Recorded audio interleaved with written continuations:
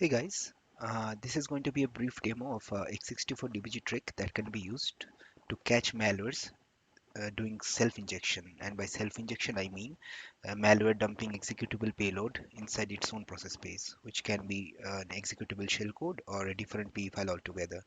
So a very popular reversing technique to catch this is to break on two of the lowest level memory management APIs provided by Windows, ZW allocate virtual memory, which is used to allocate a new region of memory, or NT protect virtual memory, which is used to change the memory protection of an already allocated region of memory, and to see the memory regions returned by these two APIs, and to examine the memory region for any kind of executable payload dumped by the malware.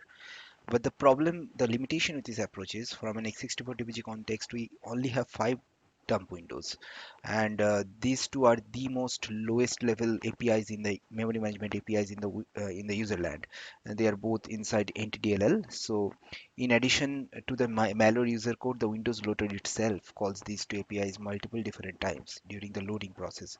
So, viewing and examining all the different memory regions returned by these two APIs becomes cumbersome and almost impossible if you do not even know that the sample that you're dealing with is self-injecting or not. So here's where we are going to take advantage of a neat little feature provided by x64dbg called Conditional Breakpoint, where we will only break on the API calls whenever the memory protection argument passed to these APIs include the execution bit. So because we are not interested in all the memory regions returned by these two APIs, only in the memory regions or the pages of memory where the execution bit will be set. Because unless the execution bit is set, the executable payload will never execute because of data execution prevention in Intel CPUs. So these are the prototypes of the two APIs that you're interested in, ZW allocate virtual memory and NT protect virtual memory. And in ZW allocate virtual memory, what you're most interested in is the protect value being passed to it. This protect value is the memory protection property that will be assigned to the memory region allocated by ZW allocate virtual memory. And if we go to memory protection constants in the MSDN page, we can see there are four different ways user code can uh, request ZW allocate virtual memory to assign a memory region with execute bit set, which include page execute read, page execute read write, and page execute write copy. This is a small POC sample that I coded to show how the x64dbg conditional breakpoint trick will work. Here the sample calls out to NT allocate virtual memory four different times, but on the first, second, and fourth NT allocate virtual memory call, the FL protect argument passed to these calls do not include the page execute permission. But on the third NT allocate virtual memory call, as you can see here, the page execute read write value is being passed to the FL protect argument. So the memory region returned by the third NT allocate virtual memory call, which is collected to this mal pointer, this memory region will have the execution permission set. Therefore, after that, a shellcode that is, let's say there's a evil shellcode here, that shellcode is being copied to this mal pointer, which is the memory region returned by the third NT allocate virtual memory call right here, and then that mal pointer is casted to a function pointer, and then this function pointer is called. So this part right here only serves to copy the shellcode over to the actual execute permission set memory region and to call that shellcode. So in the x64dbg conditional breakpoint tick, what we need to be able to do is that it will not break on the first, second, and fourth virtual allocate virtual memory call, but it will break on the third call because only the third call includes the page execute permission. To see what the compiled version of this source code looks like, we can build this using a Visual Studio compiler, and then this dll loader.exe right here is the compiled executable of this source code. We can open this source code up, compiled exe up in IDA to take a good look at it, and IDA will automatically analyze the functions for us, and it will automatically take us to the main function. And as you can see in the main function, the address of entire virtual memory is being moved to the register ESI, and then that register is being called, which is the entire virtual memory API is being called four different times. And on the third entire virtual memory call, you can see the FL protect value being passed to this call is 40 hex. And in the MSDN page provided memory protection constant arguments, we can see the page execute read write value actually corresponds to this hex 40 value. This will be defined in a header file in windows.h somewhere.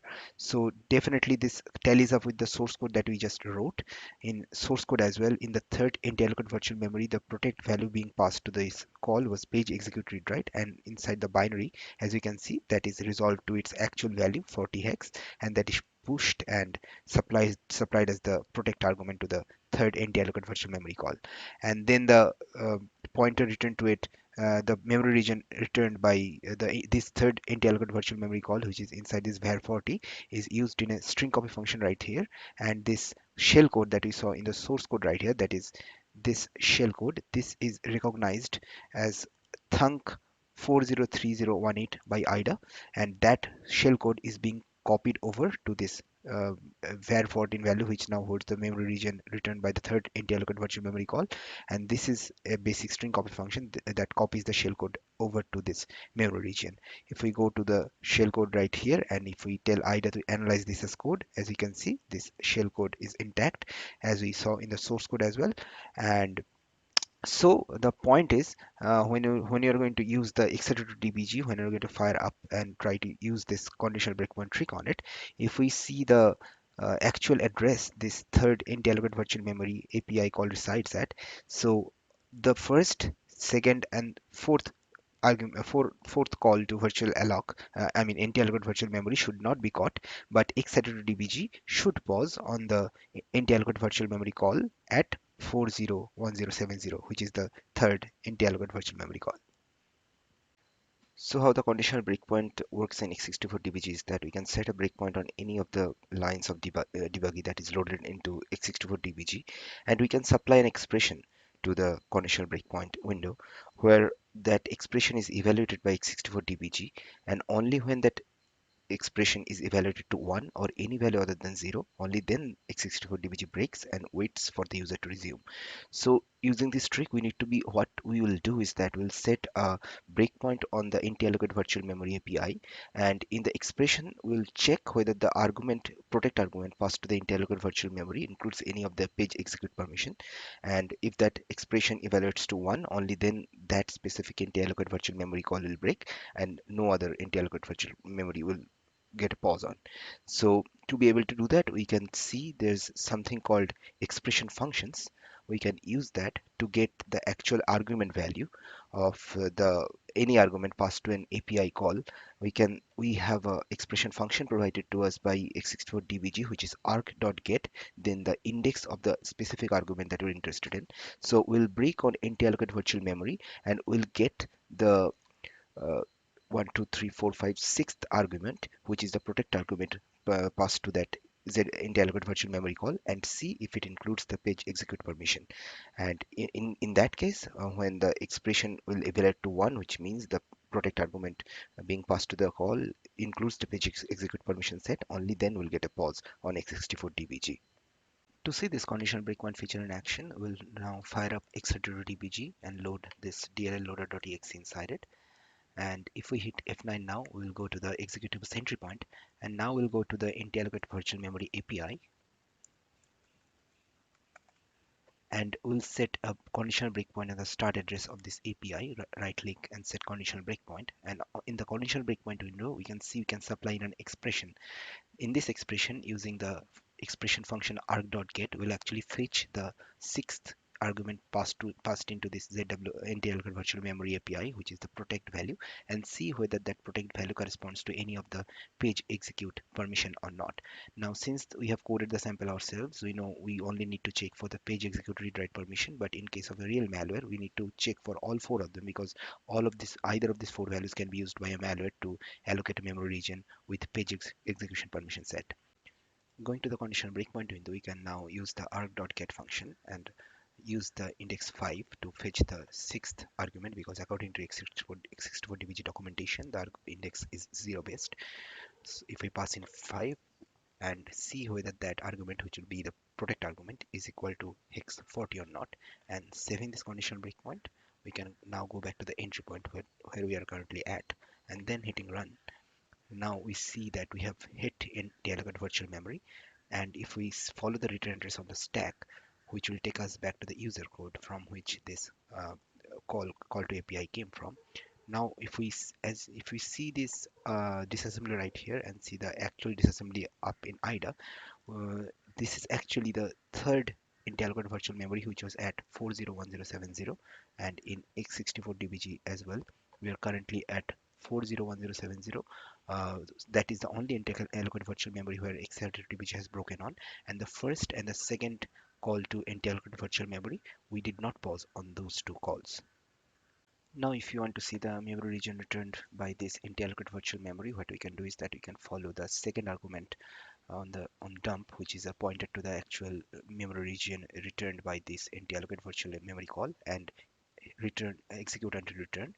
So this 7740s is the actual memory region returned by this interrogated virtual memory call, and we can follow this memory region in a second dump. And since this is a executable permission set memory region, we can expect some kind of executable payload will be dumped there. So what we can do is that we can set a memory execute breakpoint on this entire page. Now, if we run the sample once again, now as you can see, we have hit a memory execute breakpoint, and the memory execute breakpoint we hit is actually the shellcode that we dumped there on the source code. So this 31ff6a is the exact shellcode that we dumped in this executable memory region, and the executable memory region, the disassembly of the shellcode that was recognized by IDA is the exact same. ZOR EDI push 3ch is the exact same as where we have currently paused on. So in case of a real malware, we would have paused on a specific shellcode or an entirely different P file that had would have been dumped here. And at this point, we can carve out this memory region to a different file and start working on analyzing that different dumped P file. We can use this conditional breakpoint feature on a known self-injecting sample, like I have my hands on a Soronikibi sample right here. So to demo that, we'll fire up x32dbg and load this Soronikibi sample inside it. If we hit F9 again, we'll go to the entry point of the sample.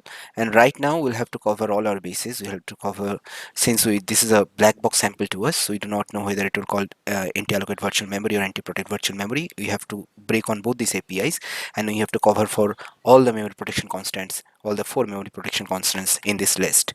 So what we'll do is that we will go to anti-allocate virtual memory first. Right click, set a conditional breakpoint here, and as we did last time, arg.get 5 hex 40, but this will not be the only case that will check for this time. We'll also check for hex 10, hex 20, and hex 80. So let us do that.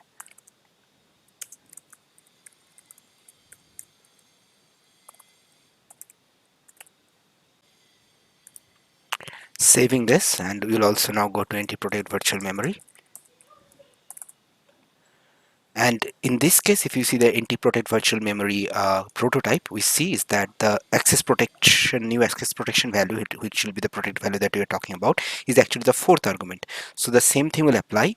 It's only that in the conditional breakpoint, we need to set the check for the 4th argument in this being passed to this API. So after checking for all the memory protection constants, we can save this conditional breakpoint, return to the entry point of the sample, which is what the execution at right now, and then hit run and wait for breakpoint to hit. And we already have hit on anti-protect virtual memory this time. And the 4th argument passed to that anti-protect virtual memory API call is 40, which is page execute read write. And according to anti-protect virtual memory's prototype, the memory region starts from the 2nd argument. So if we see this value in dump, and the size is on the 3rd argument, dumping that in dump 2 as well. So user code is requesting that the memory region starting from 6C4AF8 with the size 19521 bytes memory protection constant of that memory region to be changed to page execute read write. And the reason why anti-protect virtual memory broke is because that 40 page execute read write includes the page execution permission. So if we follow this memory region inside a 3rd dump right now and viewing this out in normal hex, and to see this in disassembler, to see the opcodes, And as the opcode stand now, they do not look like valid shellcode, but what could be the case that this is encrypted shellcode that the sample has dumped at this point, and as the execution goes along, it will decrypt this shellcode and then pass the execution to it. So what we can do right now, since we do not know the size and the memory region starting value will not persist in memory, so we'll save this. We'll use the executable save data command to save this memory region out to a different file.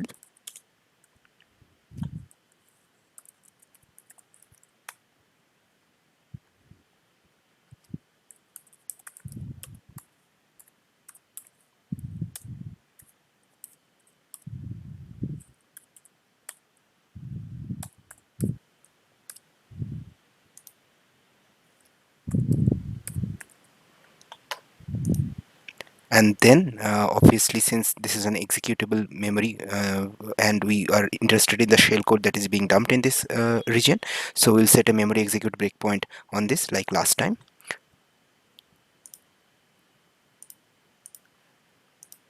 And after this, we'll let the sample run. So whenever execution is actually transferred to this part of memory, our memory execution breakpoint will hit, and at that point hopefully we'll get back the shellcode that has been dumped and decrypted at that point.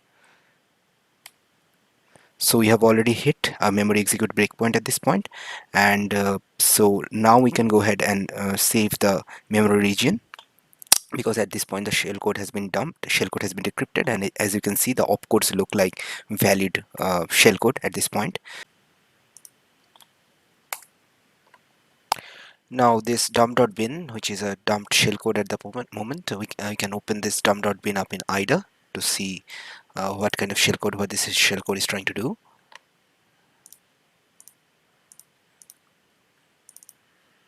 And as you can see, IDA has recognized this as a binary file, so this is not entirely different PE file altogether. This is just shellcode, and I'll disassemble this as a 32-bit code. And what I'll do is also the image base of the shellcode was 64AF8. That is the starting address from which I dumped this memory from. So I'll go to IDA and set the segment rebase the image, this shellcode, back to this value. And after doing that, we basically can go to the entry point of the shellcode right here.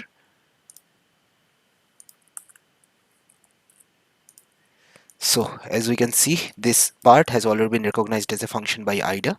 We can there is already valid indication that this is something this is a shellcode that is actually resolving imports, because there are these very recognizable constants like 3C78, which is a very recognizable constant to get to the import table address in a P file, and the image base is actually being fetched from the value at 18 hex offset from ESI. So going back to our runtime memory, if we see what the value is at ESI plus 18 and viewing this in address, so this is something that is start of an mz file. So this is basically the start of a p file, following this in disassembler and following this in memory map. So this is the start of ntdll.dll. So basically this image base will contain the image base of ntdll.dll, and after, if we compile, hit F5 to compile, we compile this shellcode. So there are string copies to get proc address and load library. So possibly ntdll.dll, from that DLL multiple different runtime imports will be imported and resolved, and they will be stored somewhere, which will be used further to further execution of the sample. So this is one of the ways the conditional breakpoint feature in x64dbg can be used to catch executable payload or executable memory being allocated inside a process space, and any kind of executable payload dumped in there can be caught using this feature. And if you're just looking to see if your sample is malicious or not, you're pretty much done at this point. But if you want to investigate it further, this, like I did, the shellcode or the different p file can be carved out to memory, then different kind of static and dynamic analysis can be run on it. So yeah, that's it for now, and talk to you guys later soon. Bye.